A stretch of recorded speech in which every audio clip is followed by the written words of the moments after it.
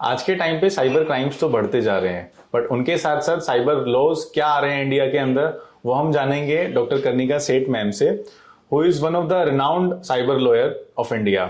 Welcome ma'am, welcome to the Arya talks. कैसे हैं ma'am? बिल्कुल ठीक, आप बताइए। All good ma'am. So ma'am, India में हम लोग देखते जा रहे हैं कि cyber crimes day by day increase होता ही जा रहा है। सो उसके साथ साथ जो वुमेन रिलेटेड क्राइम्स चल रहे हैं आज के टाइम पे, और स्पेशली वुमेन एंड चाइल्ड, वो क्या क्या चल रहे हैं? बहुत सारे साइबर क्राइम्स हैं ऑन द राइज। अगर हम देखें तो इंडिया में डबल हो चुके हैं क्राइम्स, जो हम पहले देखते थे कुछ साल पहले तक। जो क्राइम्स बढ़े हैं, फाइनेंशियल फ्रॉड्स तो बड़े ही हैं, उसके अलावा crimes against women and crimes against children, और जो एआई रिलेटेड फ्रॉड्स हैं आजकल, डीप फेक्स, वो काफ़ी ज़्यादा बढ़ रहे हैं। कॉर्पोरेट फ्रॉड्स को अगर हम पर्टिकुलरली देखें तो फाइनेंशियल क्राइम ज़्यादा बड़ा है, उसमें रैंसमवेयर अटैक्स हैं और man in the middle attacks हैं। फिशिंग, ये एक बहुत इंपॉर्टेंट एरिया जो हमने देखा है कि crimes against corporate frauds is basically on the rise. तो उसमें मोटिव ऑब्वियसली फाइनेंशियल गेन होता है, इलीगल फाइनेंशियल गेन। उसके अलावा डेटा, जो किसी भी ऑर्गेनाइजेशन के लिए इनवैल्यूएबल एसेट होता है, तो उसको स्टील करके बेसिकली डेटा थेफ्ट हो जाता है, और उस वजह से जो कंपनी को नुकसान होता है वो काफ़ी ज़्यादा है। और डेटा एज सच इतना इनवैल्यूएबल हो गया है आजकल, not only for individuals and companies, कि साइबर सिक्योरिटी एक मेन एरिया हो गया of concern. Because of the rise in cyber crimes, the organisations जितने हैं वो अपना डेटा को प्रोटेक्ट कर रहे हैं, इंटेलेक्चुअल प्रॉपर्टी को प्रोटेक्ट कर रहे हैं, और अपनी रेपुटेशन को। जहाँ तक फाइनेंशियल क्राइम का सवाल है, वहाँ पर मेन मोटिव जो होता है वो illegal gain of monies and through exploitation of data, through stealing of data ज़्यादातर देखा जाता है।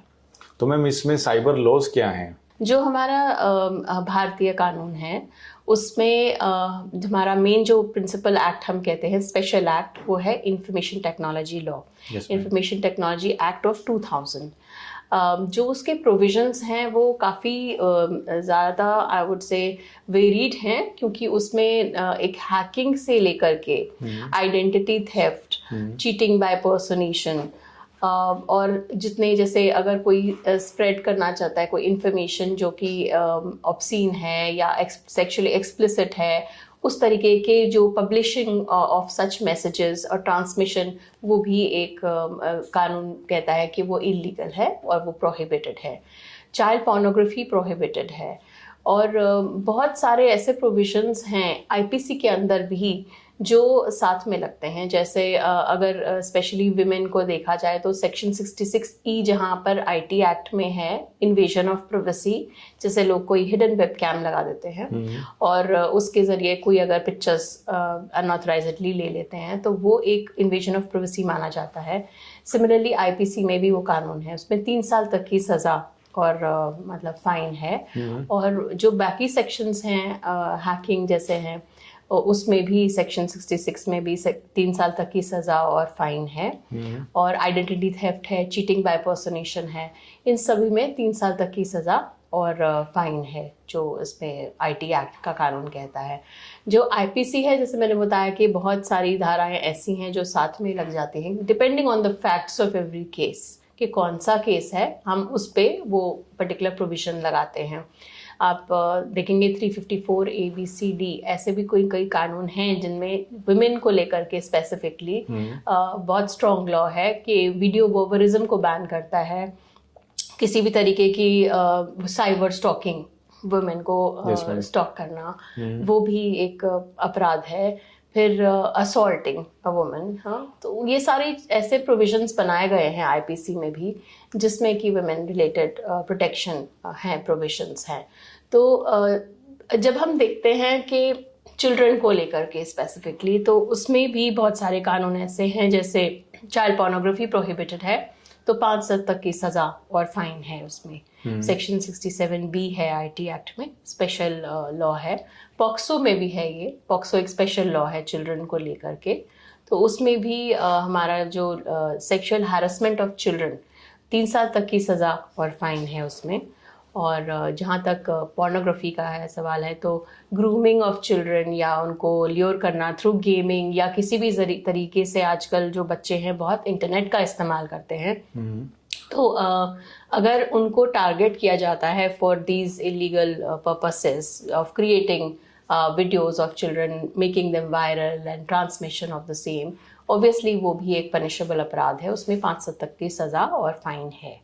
और ये इंफॉर्मेशन देना मैंडेटरी है, मतलब अगर आपको पता चले कि किसी बच्चे को टारगेट किया जा रहा है और आप उसको इंफॉर्मेशन नहीं दे रहे कंसर्न अथॉरिटी को, तो ये एक अपराध माना जाता है, ये भी क्राइम माना जाएगा, ये भी एक अपराध माना जाता है, ये भी क्राइम माना जाता है। तो इसलिए हमें रिपोर्टिंग जो है पॉक्सो के अंडर रिपोर्टिंग करना मैंडेटरी है। मैम पॉक्सो के बारे में थोड़ा और बताइए।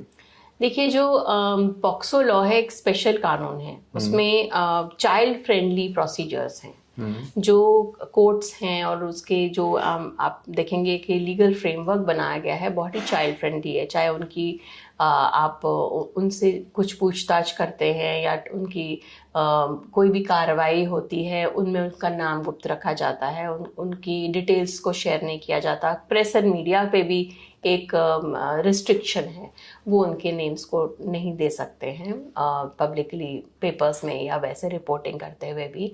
और चाइल्ड फ्रेंडली प्रोसीजर है, तो इसमें ये देखा गया है कि उन सिर्फ विक्टिम्स के लिए ही नहीं, ये लॉ जो है रिफॉर्म के लिए भी है और ये आफ्टर केयर सर्विसेज के लिए भी है। तो it is basically welfare legislation जिसमें कि उनका जो बच्चों का हित है वो देखते हैं कि किस में है, और अगर उनके अगेंस्ट कोई क्राइम हुआ है तो उनको स्पीडी फास्ट ट्रैक कोर्ट्स के जरिए से, स्पेशल कोर्ट्स के जरिए से उसका सोल्यूशन होता है, उसका डिसीजन होता है। और मैम रिपोर्टिंग पोर्टल्स क्या हैं अगर हमें पॉक्सो के अंडर किसी कोई कंप्लेन रजिस्टर करवानी है तो? ये वैसे 1930 एक कंप्लेंट है हेल्पलाइन, आप उस पर भी रजिस्टर करा सकते हैं। और उसके अलावा कई ऐसे मतलब आप देखेंगे cybercrime.gov.in जो national cyber crime reporting portal है, या एक लोकल पुलिस को भी आप रिपोर्ट कर सकते हैं, कोई भी चिल्ड्रन रिलेटेड क्राइम है इस तरीके का जो पॉक्सो में फॉल करता है, आप उसकी रिपोर्टिंग कर सकते हैं।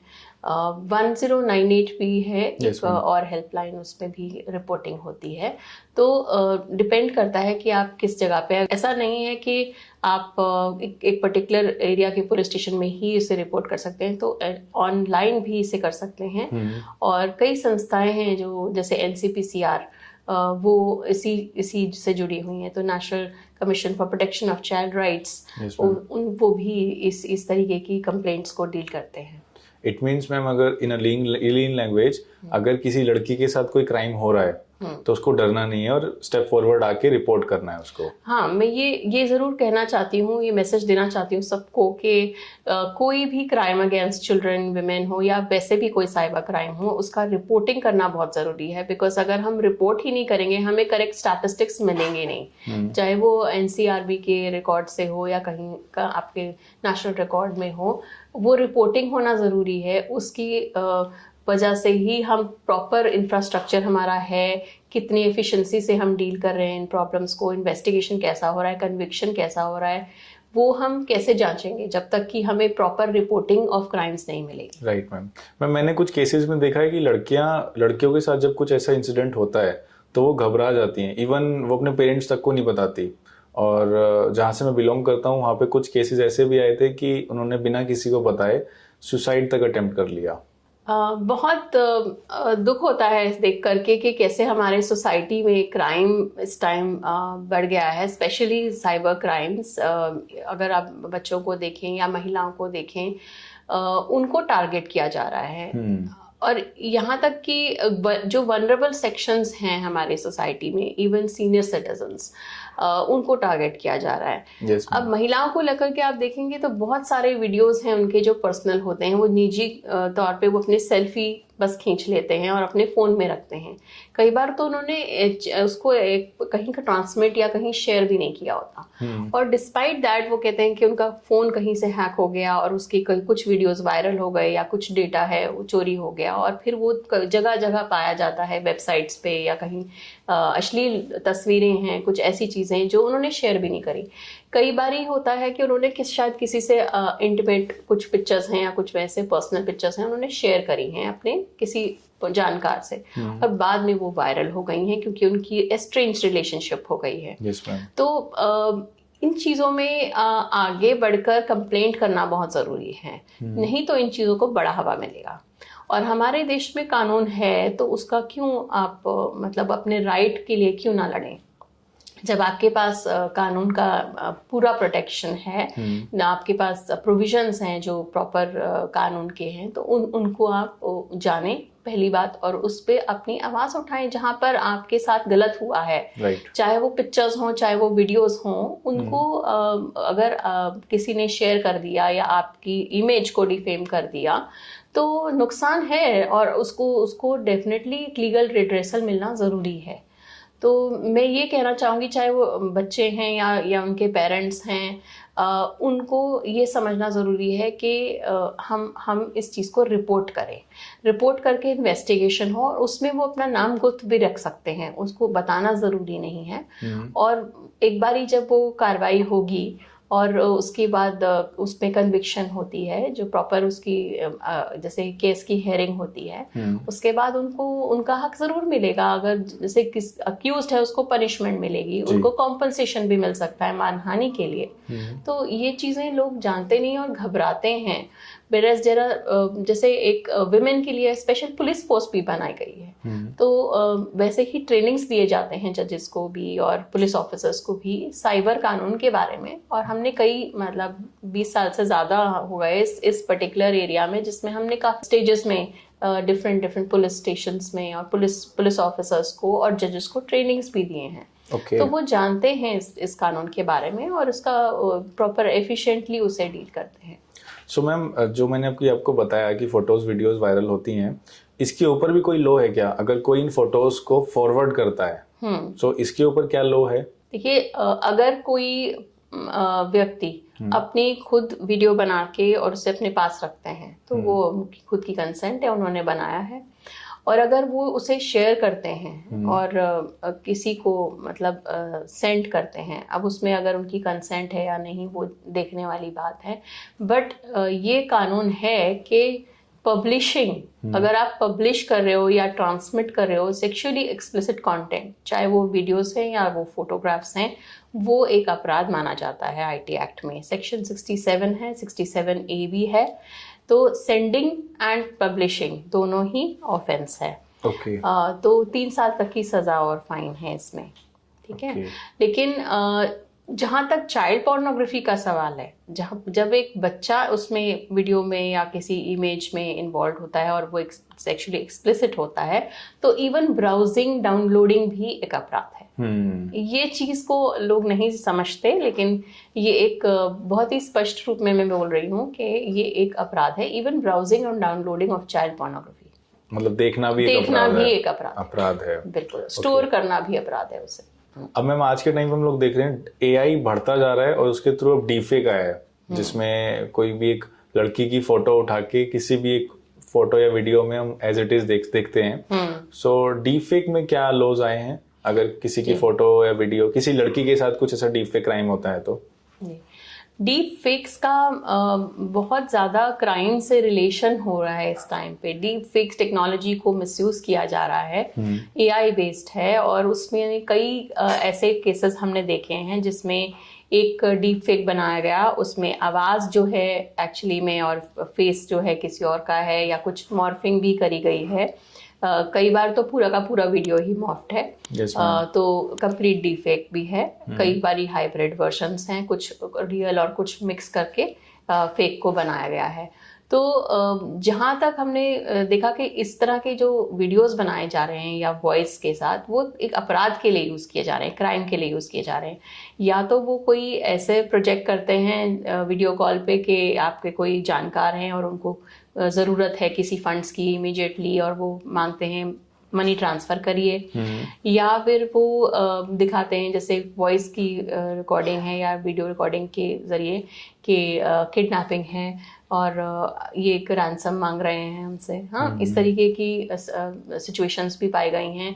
फिर एक ब्लैकमेल कि किसी को डीप फेक बना करके आप बेसिकली फ्रॉड करना चाहते हैं, और उसमें वो उनसे या तो मनी मांगेंगे या उनको इस तरह से ब्लैकमेल करेंगे कि वो उनको वो मनी वो इलीगली उनको पहुंच जाए और वो दे दे। मतलब जो हम क्राइम देखते हैं उसका जो है आइडेंटिटी थेफ्ट से भी कोरिलेशन है और चीटिंग बाय पर्सनेशन से भी है। अगर हम वो सेक्शंस लगाएं तो 3 साल तक की सजा, फाइन भी है और आईपीसी की धाराओं में भी जैसे फोर्जरी है तो वो भी लगते हैं। तो लगभग 3 साल तक की सजा और फाइन तो इसमें है ही है। तो डिपेंड करता है कि सिचुएशन क्या है। कई बार ऐसा भी है कि डीप फेक के साथ में एक पर्टिकुलर लिंक शेयर कर दिया जाता है जिसमें कि सस्पिशियस लिंक होता है वो, और उसमें जैसे ही वो पर्सन उस लिंक को क्लिक करता है तो वो निकलता है कीलॉगर या एक स्पाईवेयर, जिससे कि उनका फोन जो जिस विक्टिम है उसका फोन हैक हो जाता है। तो अब डीप फेक टेक्नोलॉजी के साथ साथ बहुत सारे क्राइम जुड़ गए हैं इसीलिए। अब वो जब वो फोन हैक हो जाता है, बाय चांस वो कोई ओटीपी आता है उसके फोन में तो वो उसको दिखेगा क्रिमिनल को और वो फटाफट उसे मनी साइफन ऑफ कर देंगे अकाउंट से। तो ये और डिफरेंट तरीके के जो क्राइम्स हैं उनके साथ जुड़ा हुआ है ये एक डीप फेक टेक्नोलॉजी उसका एक हिस्सा बन चुका है। And that's what is very dangerous, क्योंकि इसका क्या क्या इस्तेमाल हो सकता है वो हम देख रहे हैं। कुछ दिनों में ही हमने फिशिंग के केसेस देखे, डीप फेक टेक्नोलॉजी के थ्रू ब्लैकमेल केसेस देखे, हैरेसमेंट केसेस देखे और झूठे केसेस, डिफेमेशन केसेस देखे हैं। तो डेटा भी चुरा रहे हैं वो, उसके अलावा ब्लैकमेल भी हो रहा है, रेपुटेशन भी एट स्टेक है और दूसरे से आप मनी साइफन ऑफ कर रहे हैं। तो ये बहुत सारे केसेस हमने देखे हैं डीप फेक टेक्नोलॉजी को लेकर के। मैम अब थोड़ा मैं आपसे पूछना चाहूँगा स्टूडेंट पॉइंट ऑफ व्यू से। स्टूडेंट पॉइंट ऑफ व्यू में आजकल क्या हो रहा है, आजकल हर किसी के हाथ में फ़ोन है, चाहे वो 11th क्लास का स्टूडेंट हो या 12th क्लास का। अब स्कूल्स में क्या होता है, एक दूसरे को परेशान करने के लिए लड़कियों के फेक अकाउंट्स बना लेते हैं। उनको पता नहीं होता कि वो एक क्राइम कर रहे हैं और फेक अकाउंट्स बना के वो बात करते हैं एक दूसरे से या फिर एक दूसरे की आइडेंटिटी को मतलब मिसयूज करते हैं। उसमें क्या लॉज हैं हमारे इंडिया में? और ये जस्ट एक इंफॉर्मेटिव वीडियो है सो दैट उनको पता चले कि वो जो कर रहे हैं वो क्राइम कर रहे हैं। बिल्कुल, किसी की भी फेक प्रोफाइल बनाना और उस मकसद से कि उसको हैरेसमेंट होगी वो एक क्राइम है। सो अगर कोई फेक प्रोफाइल बनाता है, आइडेंटिटी थेफ्ट करता है या किसी को चीट करते हैं बाय पर्सनेशन तो 3 साल तक की सज़ा और फाइन है अपने आईटी एक्ट के अंदर। सो बहुत सारे ऐसे पहलू हैं इस चीज़ के। अगर किसी को डिफेम किया जाए तो 500 जो सेक्शन 500 है अपना आईपीसी का वो भी लग जाता है, तो उसमें भी डेफेमेशन भी लग जाता है साथ में। तो ये बच्चे नहीं समझते। जब वो एक मजाक में ही कोई फेक प्रोफाइल बना रहे हैं और किसी को परेशान कर रहे हैं तो उसके क्या रिपरकशंस हो सकते हैं, क्या इम्प्लीकेशंस हो सकते हैं, लीगल इम्प्लीकेशंस, तो ये बताना बहुत ज़रूरी है। कई केसेस हमने डील भी किए हैं जिसमें कि सोशल मीडिया को इंफॉर्मेशन दे दी गई और वो 36 आवर्स में उस चीज़ को ब्लॉक कर देते हैं, उस अकाउंट को ब्लॉक कर देते हैं। तो ये भी आईटी का कानून है, आईटी लॉ में, जिसमें कि अगर आप सोशल मीडिया को इन्फॉर्म कर देते हैं एक्चुअल नोटिस मिलने पर 36 घंटे के अंदर वो उसे ब्लॉक कर देते हैं। अगर कोई अश्लील मानिए कि कोई तस्वीरें हैं या कोई वीडियो है जो उस पर्टिकुलर पोस्ट पे भी लगा दिया गया उसी हैंडल पे या उसी अकाउंट पे, तो वो 24 घंटे के अंदर उसको हटाना होता है उनको। तो ये भी एक कानून है और लोग नहीं जानते इस चीज़ के बारे में, तो और सोचते हैं कि हम बड़ी आसानी से इस क्राइम से बच लेंगे क्योंकि वो VPN यूज़ कर रहे हैं, टॉर यूज़ कर रहे हैं, एनोनिमस प्रॉक्सी सर्वर यूज़ कर रहे हैं, तो हम नहीं पकड़े जाएंगे डार्क वेब में। बट ऐसा नहीं है। आजकल बहुत सारे टेक्नोलॉजिकल टूल्स भी आ गए हैं, चाहे आप फेशियल रिकग्निशन टेक्नोलॉजी ले लीजिए, DNA फोटो हैश मैकेनिज्म ले लीजिए, AI के जरिए से आप ट्रेस कर सकते हैं। और अब तो जो डेटा सेंटर्स हैं, इवन VPN प्रोवाइडर्स, उनको भी ये एक कानून है कि 5 साल तक का रिकॉर्ड उनको मेंटेन करना है। Yes ma'am. तो ये पहले नहीं था और बहुत से लोग नहीं जानते, पर अगर कोई फ्रॉड हो गया तो 6 घंटे के अंदर आपको सर्टेन को इन्फॉर्म करना है। Yes ma'am. वो भी कानून है। तो किसी ऑर्गेनाइजेशन पे अगर ये हुआ है तो 6 घंटे के अंदर साइबर फ्रॉड होता है तो उनको इन्फॉर्म करना है सर्टेन को। राइट। तो ये जब हम बच्चों की बात करें तो उनको नहीं मालूम ये चीज़ें, बट ये अब स्कूल्स में कई जगह पे हमने भी मतलब काफ़ी इंटरेक्शंस हुए हैं जिनमें कि एजुकेशन इंस्टीट्यूशंस को लेकर के और उनके टीचर्स, अकेडमियाँ और स्टूडेंट्स को ये बताया जा रहा है साइबर कानून के बारे में, और खूब जागरूकता फैलाई गई है इवन एनसीईआरटी के जरिए या अदर मतलब ऑर्गेनाइजेशन, सिविल सोसाइटीज के जरिए, तो उनको ये इन्फॉर्मेशन है और कई स्कूल्स में इनकी वर्कशॉप्स चलती हैं। और ये अच्छा स्टेप है बिकॉज ये इन्फॉर्मेशन और ये नॉलेज देना उनके लिए बहुत ज़रूरी है उनको। मैम वैसे लॉ है काफी इंटरेस्टिंग जितना मुझे लगता है। इट इज काफी इंटरेस्टिंग है बिकॉज उसकी कई पहलू हैं।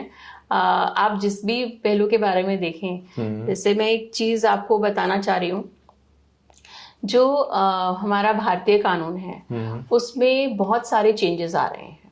लास्ट जब हमारा आईटी एक्ट बना था ये 2000 में, तब हम ऐसे वर्ड्स जैसे वायरलेस एग्जिस्ट भी नहीं करते थे डेफिनेशंस के अंदर। yes, तो हमने देखा कि कैसे जब ये साइबर कानून बढ़ा है लास्ट 24 इयर्स में, हम उसके साथ बढ़े हैं एक तरीके से। ये लॉ ऐसा था कि लॉ कुछ टेक्नोलॉजी जैसे जैसे आती गई हम वैसे वैसे लॉ बदलते गए और आज तक बदल रहे हैं और आगे भी बदलेंगे। तो हमारे जैसे गवर्नमेंट ने भी बहुत काम किया है इस पे, और मैं गवर्नमेंट से काफ़ी जुड़ी रही हूँ पिछले दो डेकेड से ज़्यादा से, और उसमें हमने काफ़ी साइबर कानून बदलाव देखे हैं और बनाए हैं, जिसमें कि आप अमेंडमेंट्स को देखिए 2008-9 में जो अमेंडमेंट्स हुई, उसके बाद नए प्रोविजंस डले, जैसे पहले साइबर टेररिज्म की बात भी नहीं होती थी। yes, राइट, सेक्शन 66F जो कि बहुत ही स्ट्रिक्ट कानून है, लाइफ इम्प्रिजनमेंट तक की उसमें सजा है, तो वो उसमें डाला गया। फिर चाइल्ड पोर्नोग्राफी के प्रोविजंस डले, और भी जो आप देखेंगे चेंजेस आए हैं इस दौरान, जब आइडेंटिटी थेफ्ट, चीटिंग बाय पर्सनेशन, अभी तक ये सब जब 2008-9 में डले, उसके बाद भी चेंजेस आए। अब नए मुद्दे उठने लगे जैसे फेक न्यूज, अभी उस पर कोई लॉ नहीं, तो एडवाइजरीज बने हैं। फेक लोन स्कैम्स के ऊपर एडवाइजरीज बने हैं। ब्लू व्हेल चैलेंज आया था, उस पर एडवाइजरी बने थे। तो बहुत सारे ऐसे इश्यूज आते रहे जो होम मिनिस्ट्री है, मिनिस्ट्री ऑफ आईटी है और मिनिस्ट्री ऑफ लॉ है, इन सब मिनिस्ट्रीज में ये काम चलता रहता है और इन पे चर्चा होती है, फिर इन पर रिफॉर्म होता है। और हमने कई बार इस पे काम किया है। डिक्रिमिनलाइजेशन ऑफ लॉ पे भी हुआ है, रोड मैप बनाया जाता है कि कैसे हम आगे काम करेंगे। तो ग्रीवेंस रिड्रेसल, जो अब जैसे सोशल मीडिया, अगर आपने इन्फॉर्म किया उनको 36 घंटे में ये हटाइए, ये कानून के अगेंस्ट, आपकी पॉलिसी के अगेंस्ट काम हो रहा है, तो और वो नहीं हटाते, और अगर कंज्यूमर को ग्रीवेंस है तो वो एक जीएसी कमेटी में चली जाती है रिपोर्ट। तो ये भी नया बदलाव है, ये भी एक नया आई वुड से स्टेज है इस एवोल्यूशन ऑफ लॉ में रादर। और आगे भी हम देख रहे हैं कि DIA एक्ट आने वाला है। Yes ma'am. तो डिजिटल इंडिया एक्ट जो है हमारा आईटी एक्ट पूरा बदल देगा। उसपे फेक न्यूज के अगेंस्ट भी प्रोविजंस हैं, उसमें AI को लेकर के हाई रिस्क सिस्टम्स को कैसे मॉड्यूलेट किया जाएगा, रेगुलेट किया जाएगा, उस पे भी नए नए प्रोविजंस होंगे। और हाल ही में हमारा DPDP लॉ आया है। सो डिजिटल डेटा प्रोटेक्शन जो लॉ है वो भी एक बहुत ही इम्पोर्टेंट लॉ आया है, जिसमें कि जो एक आम आदमी है कैसे वो अपनी इंफॉर्मेशन, जो पर्सनल डेटा है, जैसे उसका फाइनेंशियल रिकॉर्ड है, उसका क्रेडिट कार्ड नंबर है, उसका कोई भी अपना निजी जानकारी है उसके बारे में, खुद के बारे में, तो वो उसे कैसे प्रोटेक्ट कर सकते हैं। तो जो सर्विस प्रोवाइडर्स हैं वो आपसे कोई भी डेटा लेते हैं। सपोजिंगली आप आज आम आदमी एक फूड डिलीवरी ऐप ले लेता है, ठीक है, अपने फ़ोन पे वो उसे सेव कर लेता है। जब वो उससे इंस्टॉल कर रहा होता है तो उससे terms and conditions and privacy policy देखेगा। Yes ma'am. तो वो आई एक्सेप्ट करके आई एग्री करता है, तो उसे कॉन्ट्रैक्ट बना दिया जाता है। पर जब वो उसको परमिशन दे रहे हैं तो वो क्या पढ़ रहे हैं कि वो क्या क्या गैलरी की परमिशन दे जा रहे हैं। एक फूड ऑर्डर करने के लिए क्या आपको अपने वीडियो और एक कैमरा की एक्सेस देने की जरूरत है?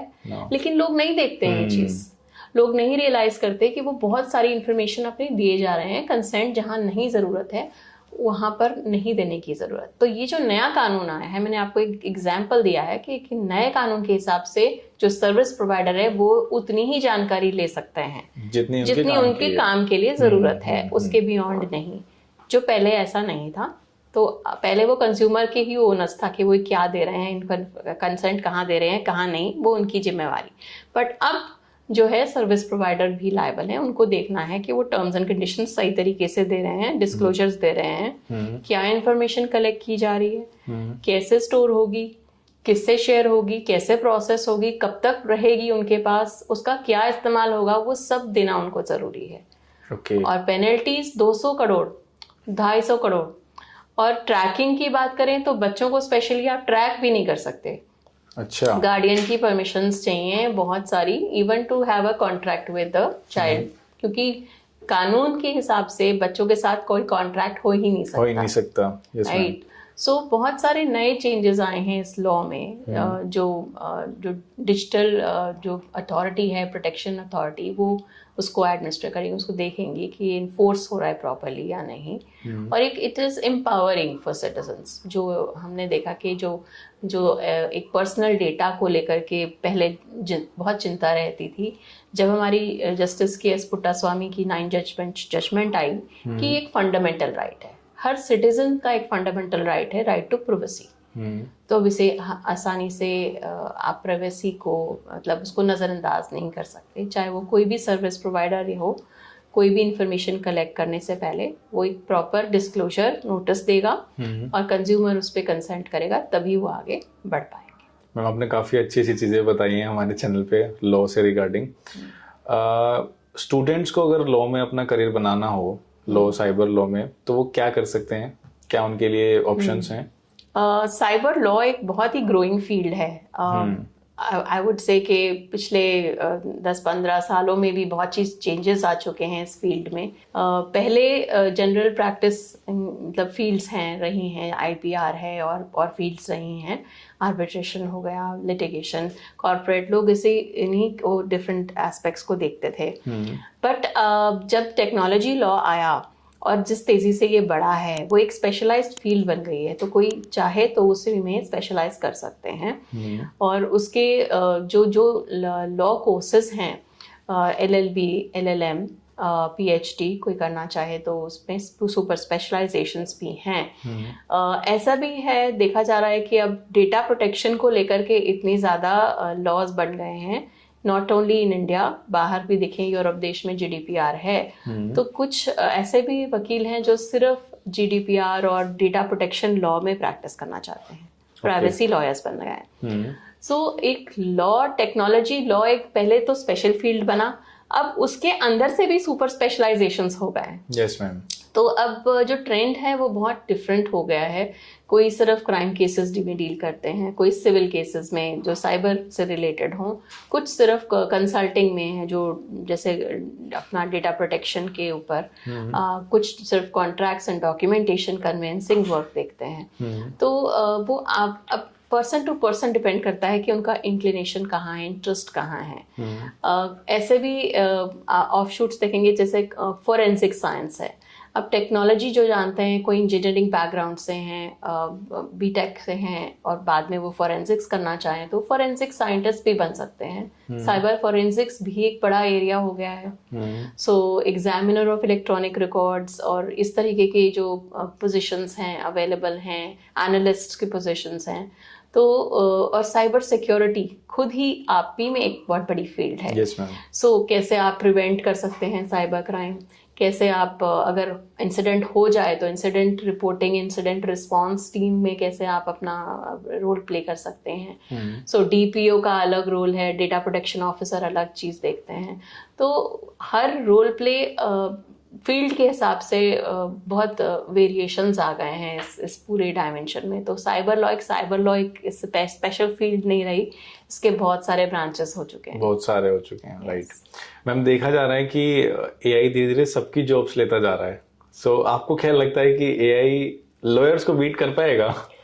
AI जो हम AI देख रहे हैं आज के टाइम में, तो उसका जो यूज़ है वो बहुत ही फिनोमिनल है और उसके जो रीच है वो इतनी ज़्यादा है कि हर सेक्टर को वो टच करता है। Yes ma'am. B it health care, B it legal industry, B it retail, entertainment, AI is everywhere. Yes, right? ma'am. Now, our emphasis is on responsible use of AI. because without ethics AI will not be a good resource or tool to Right. use for humankind. So I think if it is open, transparent, if it is trustworthy, reliable and accountability if it is there, then वो अच्छा रहेगा. मतलब उसको एक जो आप data या code use करते हैं, एथिक्स में ये होता है कि अगर आप कोडिंग कर रहे हैं तो उसमें ओपननेस हो, ट्रांसपेरेंसी हो. आप जो कर रहे हैं वो कोड क्या है, कहीं उसमें रेशियल बायस तो नहीं डाला, कहीं वो डिस्क्रिमिनेटरी तो नहीं है, और जो डेटा है वो ट्रांसपेरेंट इसलिए चाहिए क्योंकि हमें ब्लैक बॉक्स सिनेरियो नहीं चाहिए. तो हम ओपनली उस चीज को चैलेंज करें, जहां पर उसमें लूप होल हो उसे डिलीट करें, उसे पर्ज करें, वो करना जरूरी है. तो उस पे फोकस है. और AI अगर सही तरीके से यूज किया जाए तो definitely it has a huge benefit for our generation and even otherwise for future generations. And legal को देखें, अगर लीगल इंडस्ट्री को स्पेसिफिकली देखें तो AI can be a big boon, because हम कई चीज़ों में उसे यूज़ कर सकते हैं to remove the backlog of our cases, also to efficiently administer our judicial system.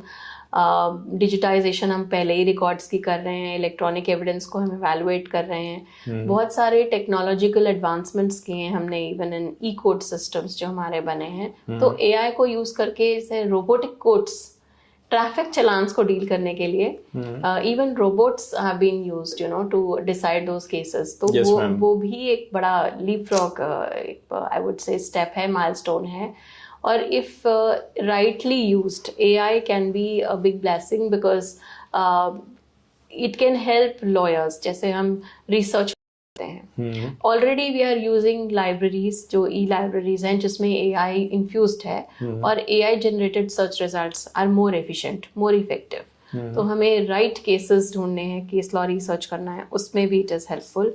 It can help us in documentation work, contracts and even litigation, pleadings, making of pleadings, predictive analysis के एक particular case में अगर ये facts हैं तो whether decision will is likely in this in favor of our client to be there, or if it could go against our client, तो वो हमें देखने को भी मिल सकता है AI टूल से. तो बहुत सारे उसके पहलू हैं अगर हम AI को राइट तरीके से यूज करें. बट हाँ, फाइनल जजमेंट जहाँ पर आपको देनी है या फाइनल आर्ग्यूमेंट जहाँ आपने कोर्ट में करना है, वो मुझे लगता है कि लॉयर्स और जजेस ही कर सकते हैं. Right. एक ओवरसाइट होना बहुत ज़रूरी है, क्योंकि हम टोटली ह्यूमन एलिमेंट नहीं हटा सकते AI में से. मतलब AI को लेकर के अगर हम लीगल इंडस्ट्री को कहें कि लीगल इंडस्ट्री पूरी ही चेंज हो जाएगी with AI and role of human lawyer intervention and जजेस विल नॉट बी देयर, तो ये गलत होगा. क्योंकि मुझे लगता है कि we can make our processes, judicial system more efficient with AI, but we cannot totally replace humans. True. तो एक AI को human centric approach रखना जरूरी है और oversight रखना जरूरी है उसमें. Yes, ma'am. True.